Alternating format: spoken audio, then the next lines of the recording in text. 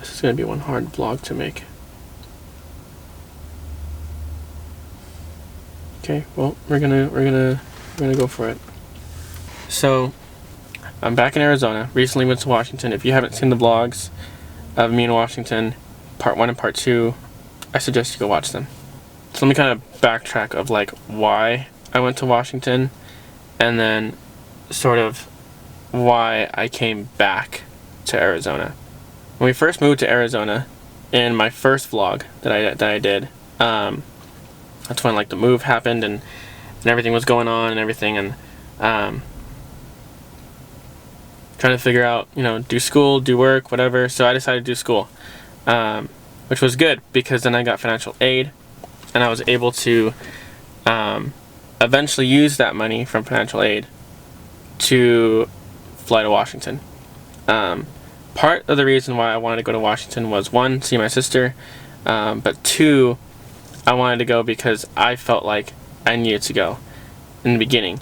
Then later on, as time went by, this was like during the beginning of February when like I wanted to go on my own, but towards like the middle-ish end of February, towards the beginning of March, was when a lot of crap was happening. Home just didn't feel safe, like in my heart. It didn't feel safe in my heart. I felt emotionally drained, mentally drained, spiritually drained, sometimes even physically drained. And the reason why for that is because my parents were going through a divorce. But during that time, in my perspective, the divorce was getting harder and harder, and it was just affecting all of us. And I myself couldn't deal with it completely. And I decided for myself, I need to leave. I flew there March 6th. It was like a 3-hour flight or whatever. Went to go see my buddy Max. So Max, if you're watching, shout out to your family for hosting me for the week. Love you guys. Thank you. Then after that, went to go see my sister. Went to the ranch to go pick her up, see her. And then right after that, then we went to go see the entire area where we used to live. And that right there was beautiful. I loved everything about that. And then after that Monday, Tuesday through Thursday, I had interviews. I was applying for jobs way before I bought the ticket to Washington. I was like, okay, I need to make a game plan. When I get there, I need to have a job, I need to have this, that, and everything else kind of like, you know, falling into order or whatever. So that was the plan. So I was applying for jobs left and right, got to Washington, had interviews lined up. Tuesday, I had an interview for Pacific Sport, which was awesome. I got the job. Cool. Then after that, the next day, I had an interview for Ben & Jerry's at Bellevue Square, which is like a mall in downtown Bellevue. Got the job, got shown around the area, it was pretty cool, and then that was it. The next day, I had training for Ben & Jerry's, but before that, I also had an interview for Woods Coffee. Had the interview, loved the interview went great, and then right after that, first official day of training for Ben & Jerry's, and it was awesome. Got to try like all the ice creams, which was amazing. That great ice cream, like fire. And that was the first time for me that I actually got to eat, or not eat, but like try all of their ice cream, which was amazing, because normally when you go into Ben & Jerry's or any ice cream shop, you're like, I want that one. Then Friday comes around and have my first like full day shift. We open the shop, everything's good, talk to the manager that I was working with, and we were just talking, and he was like, if the virus comes into the mall, what are we gonna do? Kid you not, right after that, security walks in, hands us a notice, top letters in bold print, COVID-19 in Bellevue Square. And I start freaking out, and I'm like, you've got to be kidding me. It kind of sucked for me because I'm staying at someone's house. It's not my own house.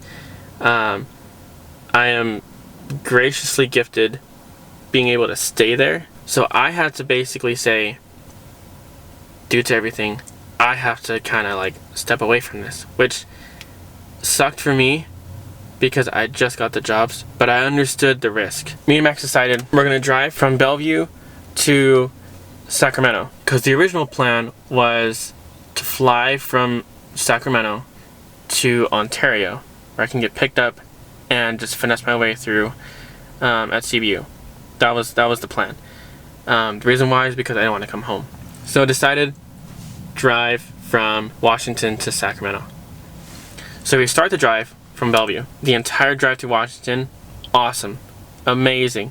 Blue skies, lots of trees, it's lit. Okay, we get to Oregon. We stop off, taco time, by the way, fire. Then after that, we start getting closer to Eugene. And in the distance, all we see is like pretty decent sized cloud. We're like, okay, and the cloud, funny enough, is actually going from Eugene, which is from the coast, across the 5, which is the freeway that we're taking, down to Sacramento, over to the east. Because of that, we thought, okay, we're not going to run into any rain. Wrong. While that cloud was moving to the east, there was a cloud moving to the west. This was when we were like through the mountains and stuff, and all of a sudden we hit a monsoon, and we're like, oh my gosh. Not only is it cold outside already, but we now got rain. And Max's windshield is like cracked, so luckily there was no water coming through, but I mean it is cracked. And then his windshield wipers aren't like the best because it was actually smearing the water every time it was going like so every was like more water. And we couldn't really like see. We only had the front defrosters on, and we have the butt warmers on high. We're like blasting the heater and to stay warm and stuff. Next is the border of Oregon and Northern California. It's dark. It is around 26 to 28 degrees outside, below freezing. And we see signs saying that there's ice, and we're like, great. So we're taking it slow, putting along basically. But after that, a little bit before the border, no lie, we hit a mini blizzard. And you can tell it was a blizzard, like a mini one, because normally when it snows, like it just snows, and you're like, okay, cool, there's snow, nice, great. When it hails, it hails. But when it's a blizzard, like that stuff is pelting your windshield. And so we had to put back on the butt warmer so we can be like warm, blast the heater, blast both front and back of the defrosters, and then the windshield wipers are like on overdrive. They're just like going super fast, and they already kind of smear water, so it wasn't really helping. And the snow that was hitting the windshield, because it was so cold outside, you can tell that it was wanting to stick to the windshield. You know how like in Star Wars, when they're going through hyperspace and you can see all the stars just like that, like go straight to the screen, basically? That's what it felt like. It felt like we were in hyperspace, you know, hit the ludicrous speed button basically, and tried to make it all the way to basically Shasta. By the way, when we got to Shasta, that is when there was a bunch of signs saying we needed chains, and well, Max's car didn't have chains.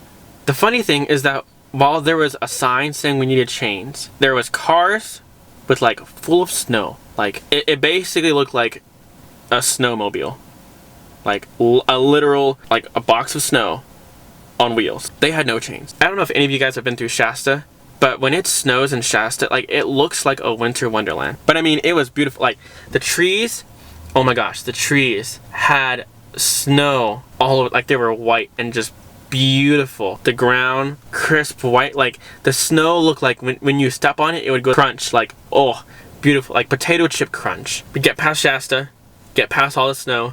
After the snow, we start getting closer to Sacramento, and it starts raining again. Make it to the airport in Sacramento around like close to 2 in the morning. Grab out all my stuff, give Max a nice good hug, tell you, love you, miss you, bro, I'll see you soon, type thing. In the pouring rain, because of it being like close to 2-ish in the morning, the airport was basically closed. The reason why I say basically is because lights are still on, doors are still open, but no one is at like the check-in bag area where you would like check in your bags on flights or whatever. Like no one was there. And then also there was only like 2 or 3 security people like walking around where you would normally get checked in and stuff, and then like janitors, and that was it. Those are the only people that were actually like there who were working. I get to a little kiosk for my flight, do the thing and everything, get my tickets printed. It's all nice and good. And we're waiting there till like 4:20 something, and flight attendants show up. Cool, great. Checking our bags. But apparently you can't take a flight straight from Sacramento all the way to Tucson, which is a little stupid in my opinion. So flew from Sac to Phoenix, waited 20 minutes at the new gate, then boarded the plane, and then right after that land in Tucson around 9 something. Dad picks me up, come back, boom. Yeah, that's kind of the recap of everything, going to Washington, being there, and then the process of coming back and everything. But anyways, I hope you guys enjoyed the vlog, enjoyed the story of why I left and why I came back. I'll see you guys in the next video. Peace.